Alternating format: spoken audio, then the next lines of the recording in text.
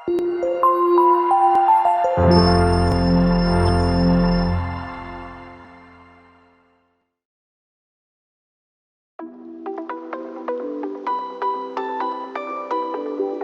guys, kali ini kita berpetualang di Pelita Desa.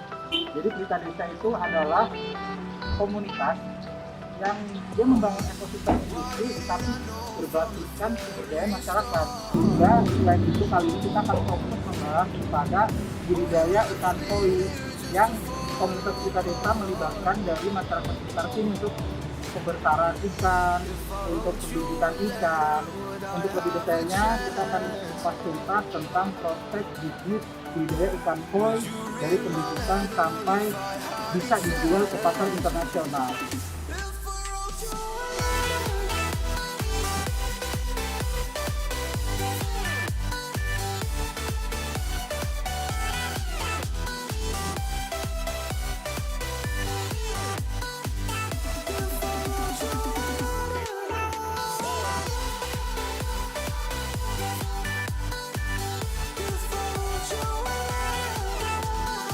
Sedikit publik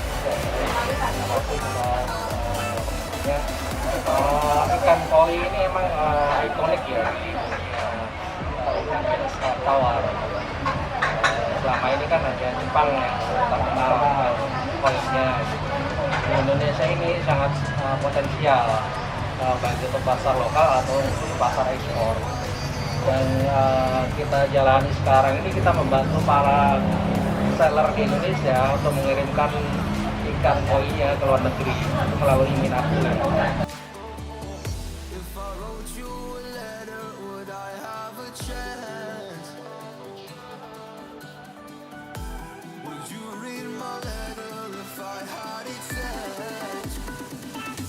Hai, selamat datang. Ketemu lagi dengan Hobi Usil, obrolan bisnis usaha kecil. Saat ini saya sedang bersama dengan Mas Adit. Kita hari ini ingin melakukan pembahasan hasil liputan dari Mas Adit. Boleh diceritakan Mas Adit, kemarin hasilnya liputannya apa ya kira-kira? Nah ini menarik Pak.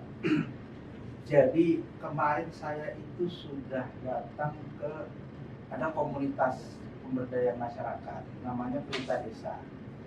Jadi di sana itu para pakar budidaya ikan koi. Di dalam situ ada banyak sih, tapi kemarin coba saya tangkap yang ikan koi. Jadi di ikan koi itu mereka memiliki pakar pemijahan, pembesaran, indukan yang mereka melepas kepada masyarakat untuk siapa nih yang mau bermitra bisnis ikan koi. Jadi dari modal 500.000 mereka mendapatkan 1 liter larva ikan koi. Nah itu saya potong dulu. Kemarin saya juga udah sempet lihat tuh Mas Adit hasil liputan, ada ketemu ya dengan pembudidaya ikan koi di Pelita Desa. Nah, supaya pemirsa ini bisa sedikit memahami, kalau nggak salah itu kemarin Mas Adit ada sempat mengatakan bahwa dengan cukup modal 500.000 ya. Oh iya Pak. Ya, cukup dengan 500.000. Nah, ini hari ini kita mau bedah nih Mas Adit. Ya. Apa benar dengan modal 500.000 masyarakat bisa melakukan budidaya ikan koi? Betul, sangat bisa. Jadi memang Pelita Desa itu sudah memiliki indukan ya, sudah saya bilang. Indukan, mereka juga memiliki pakar dalam pemijahan ikan koi. Oke. Nah, hasil dari pemijahan itu mereka dikemas dalam 1 liter per liter larva ikan koi itu jumlahnya ada sekitar 7.000. Banyak banget tuh. 7.000 ekor larva. Yakin, ikan koi. Larvanya segitu banyak. Betul. Jadi 500.000. 1 liter berapa larva? 7.000 larva. Cukup banyak nih pemirsa. ekor. Itu harganya 500.000. Murah sekali ya kalau kita lihat ya. Makanya kenapa dalam liputan kemarin saya bilang untuk budidaya ikan koi dengan modal yang sangat minim dalam artian untuk membeli benih Oke. larva itu seharga 500.000. Lalu untuk pembesaran itu kan selama 1 bulan. Itu mereka ada 2 teknik. Yang pertama ada menggunakan pakan alami. Jadi Pakan alami. dalam kolam, Ya. dalam kolam untuk membesarkan larva itu di situ ada seperti zooplankton ya, atau ada pakan seperti bukan pelet sih, jadi mereka sebut itu namanya kemarin itu ada salah satunya itu mem itu pakan dari impor itu memang untuk larva. Untuk membesarkan larva si ikan koi tadi. Harganya kalau saya searching di marketplace itu paling 35.000 sampai 50.000. Itu bisa untuk seluruh larva ikan koi. Yang tadi 1 liter tadi 500.000 itu cukup dengan ongkos pakan senilai senilai paling tidak 50.000 lah. 50.000. Itu kalau kita beli. Tapi Kalau kita beli ya. misalkan dia membuat kolam untuk ini alami, Oke. ya dia akan muncul sendiri zooplankton dari air. Pastikan saja air dan aeratornya berfungsi. Oke. Nah, saya pengen tanya juga nih buat pemirsa, buat sobat usil di rumah, kira-kira apa betul Mas Adit bahwa peluang budidaya ikan koi ya saat ini memang cukup bisa menjadi alternatif bagi para pelaku usaha kecil, khususnya ya budidaya ikan rumahan nih? Sangat mungkin, Pak. Apalagi jika masyarakat tersebut ya atau orang tersebut memiliki lahan untuk dia bikin kolam. Jadi kita ambil contoh yang liputan kemarin ya, di desa ya. Mayoritas warga di sana itu memang memiliki tanah yang difungsikan sebagai kalau orang Jakarta bilang empang ya. Empang dikelola bersama-sama mungkin Iya. dalam Jadi satu wadah yang dalam, tadi namanya dalam satu wadah misalkan empang seluas katakanlah 1 hektar itu jadi berapa kolam. ya. Itu masing-masing warga memiliki tanggung jawabnya di kolam mana misalkan. Oke. Nah, kalau di Pelita Desa itu jadi si warga membeli 500.000. Lalu dia taruhlah di tempat Dia buat titip dia. tebar larva tersebut di empang empang si dia. Nah, dalam 1 bulan itu kan kira-kira pertumbuhan si larva ini jadi ikan koi itu kurang paling 5 sampai 7 cm. dalam 1 1 bulan bulan ukuran larva tersebut bisa menjadi 5 5 sampai 7 cm. sampai 7 cm. Oke. Nah, di situ sebetulnya warga itu kalau misalkan dia tidak memiliki pasar untuk dijual, Pelita Desa akan membeli kembali dengan harga 1.500 per ekor. Per ekor. Berarti ada nilai ekonominya nih pada saat ukuran tadi ikan tadi sudah mencapai di 5 sampai dengan 7 cm.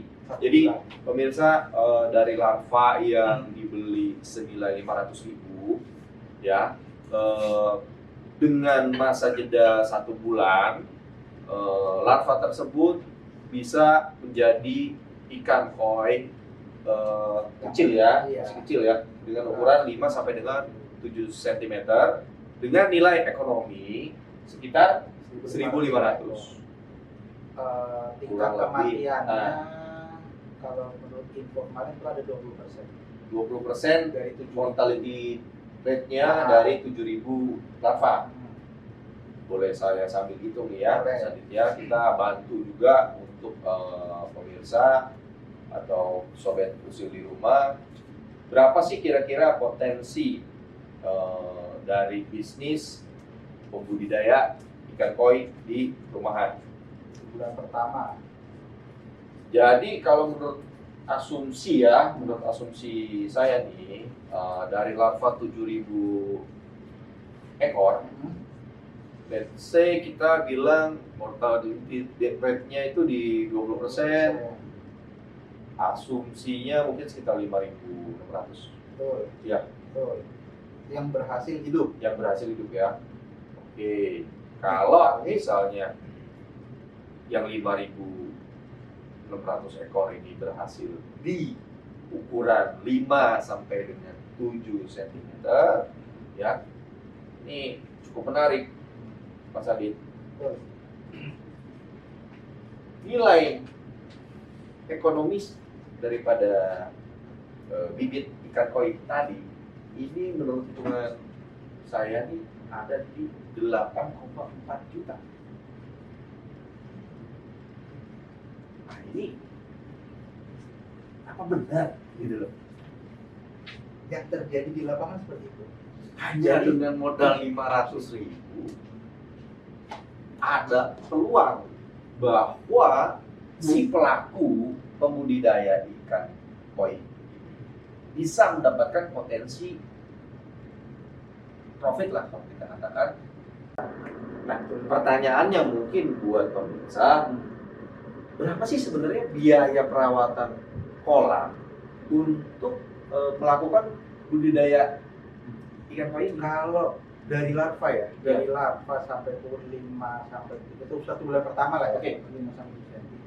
Itu yang dibutuhkan pertama itu adalah pakan, Oke. tapi pakan alami gitu ya, yang tadi sudah disebutkan ada beberapa yang ini, sama aerator untuk udara, hanya itu aja. Asumsinya 1 bulan habis berapa? Anggaplah termahal ya, itu 400.000. 400.000 Termahal. Oke, bisa mungkin saya katakan kalau biaya perawatannya sebulan 400.000, mungkin kita bisa lihat contohnya dari liputan Mas Adit di Berita Desa, mungkin mereka punya 6 kolam. Ya, Asumsinya 1 bulan untuk perawatan saja itu mungkin habis 2,4 juta Oke, pengeluaran ya untuk Oke. biaya pembudidaya ikan tadi. Hmm. Ini cukup menarik Sangat sebetulnya. menarik. Potensinya nunggu cuman 1 sampai 2 bulan bisa dikatakan ya. Itu kalau dia tidak memiliki pasar, artinya ikan yang dia besarkan itu benar-benar akan dibeli semua oleh Dibeli lagi oleh community leadernya. Betul. Kalau dia punya Oke. pasar sendiri, dia bisa melihara ikan sendiri dengan menciptakan grade A. Oke. Dia punya pasar sendiri tadi medsos atau kenalan penghobi, Ya. nilainya bisa lebih besar. Berarti di sini ada potensi untuk peningkatan nilai ekonomi daripada sebuah bibit ikan koi di skala ukuran 5 sampai dengan 7 cm.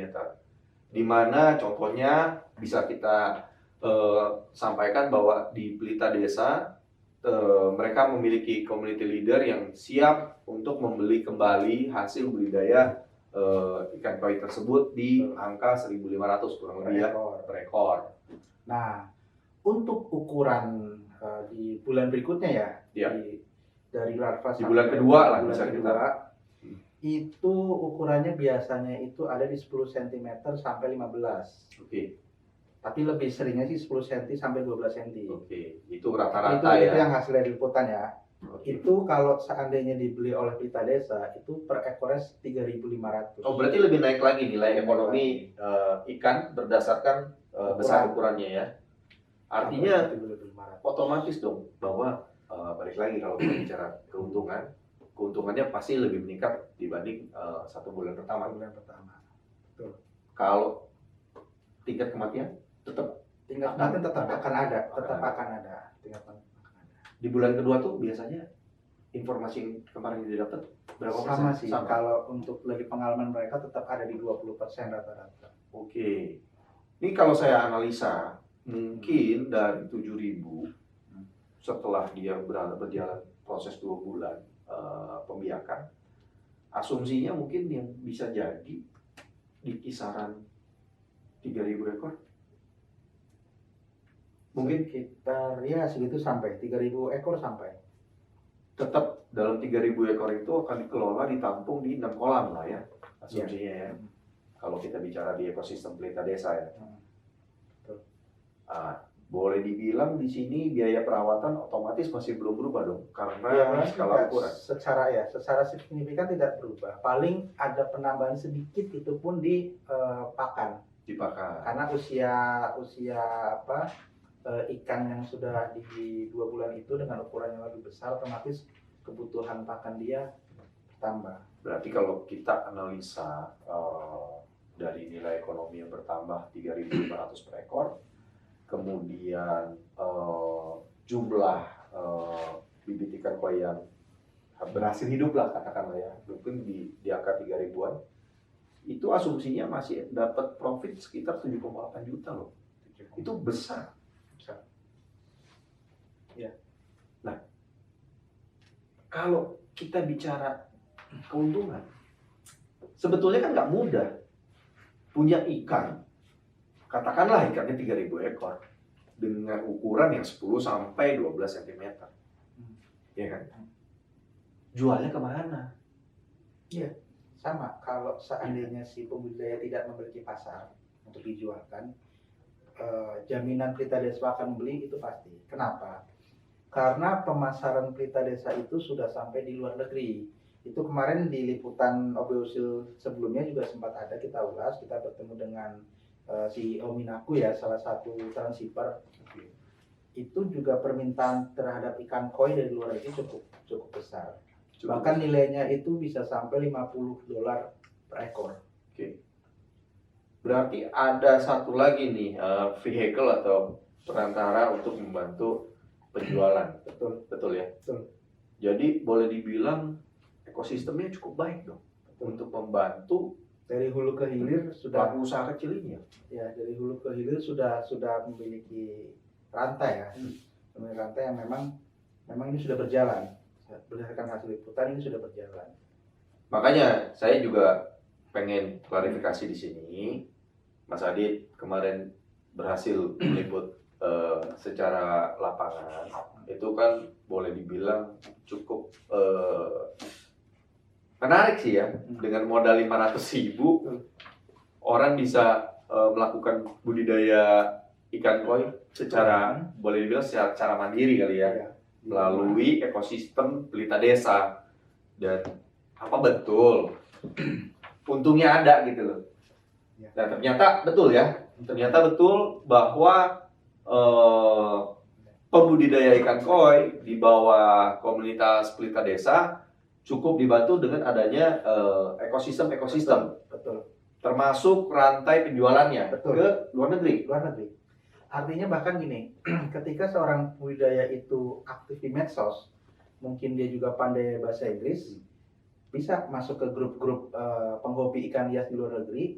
Siapa tahu ada yang memang tertarik, ya si budidaya nggak perlu repot perizinan ekspor impor. Karena sudah ada yang ngurus ya, sudah ada yang bantu ya. Jadi tinggal distribusi hasil budidayanya ya, tinggal terima hasilnya. Karena di dalam ekosistem mereka sudah menjadi satu bagian. Dan untuk harga, kalau misalkan tadi bicara Minaku ya sebagai jasa pengiriman, itu dia tidak intervensi dalam harga pasar. Jadi kalau misalkan si pembudidaya deal dengan buyer dari luar negeri lebih dari $50, itu diserahkan kepada si jadi penentu harga itu tetap ada keputusannya di pemilik ikan tersebut ya. Jadi mereka hanya sebagai perantara shipping. Betul, hanya perantara saja. Pengiriman tok ya. Dia tidak mengambil semacam kayak, oh berarti dealnya harga sekian, berarti si jasa dapat sekian, tidak. Oke. Gitu. Tetap harga dari deal penjualan si seller dengan buyer itu tidak diganggu gugat oleh si jasa pengiriman ini. Jadi buat sobat usil di rumah, ini pembahasan cukup menarik, di mana ternyata ada loh kesempatan buat para pelaku usaha kecil, terutama pembudidaya ikan koi, untuk bisa lebih berkembang ya. Kalau bisa kita bilang lebih berkembang, lebih maju dengan adanya ekosistem yang terintegrasi tadi. Betul. Ya. Dan ini kalau saya bilang kesempatan baik buat para pelaku, baru buat para pengusaha yang pemula baru ingin mulai melakukan budidaya ikan koi, bisa melakukan hal ini. Betul. Ya. Nah, ngomong-ngomong nih, Mas Adit, kira-kira liputan ke depan itu rencananya mau bahas apa lagi nih? Biar mungkin teman-teman juga bisa menunggu tayangan berikutnya. Yang jelas Obeosil pasti akan meliput sesuatu yang kecil untuk secara modal ya, tapi menghasilkan keuntungan yang besar. Oke. Dan itu pasti kita akan mengulas seperti ini. Ada hitung-hitungan kalkulasi yang menguntungkan, ada hitung-hitungan prospek bisnis yang jelas ya. Jelas juga. Jadi nggak sembarangan dong. Tidak sembarangan. Artinya setiap apa yang kita kupas di lapangan maupun di meja ini, kita akan ulas bagaimana melihat potensi bisnis usaha kecil. Bagaimana kita mengupas nilai ekonomi termasuk potensi atau estimasi keuntungan dari usaha ini. Ya, guys, jangan kemana-mana. Tunggu liputan kami selanjutnya. Jangan lupa klik subscribe dan komen di bawah ini. Ya, sampai jumpa.